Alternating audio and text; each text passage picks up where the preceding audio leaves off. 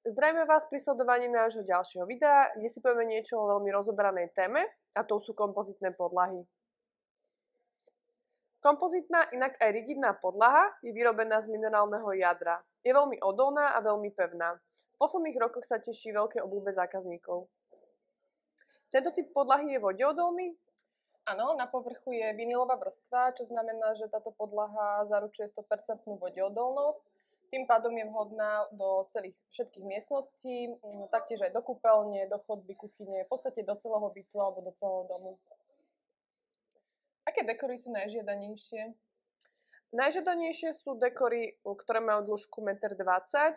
V kompozitných podlahách sa vyrábajú aj klasické lámely, aj stromčeky, ktoré sme si hovorili už v minulom videu, čo sa týka drevených podlah. Dlažby dekory v maxi rozmeroch sa výborne hodia k dreveným dekorom, napríklad keď máte kuchynskú linku v dreve, tak to vyzerá veľmi trendy. Akých najznámejších výrobcov poznáme? So všetkými výrobcami, s ktorými spolupracujeme, tak za ne aj ručíme. Naše spolupráce trvajú niekoľko rokov. Realizujeme aj montáž, taktiež výrobcovia ako Arbiton, Klassen, Repak sú vo vysokej triede a majú veľmi skvelé vlastnosti. Do akých priestorov by si použila kompozitnú podlahu? Máme rôzne triedy oderu, aj záťaže, to znamená, že kľudne môžeme použiť túto podlahu nielen do domácnosti, ale aj do priemyselných budov alebo do zdravotníctva. Zo zdravotného hľadiska je táto podlaha ekologická? Je to skvelá voľba, pretože kompozitné podlahy sa vyrábajú bez vtalatov a bez škodlivých látok.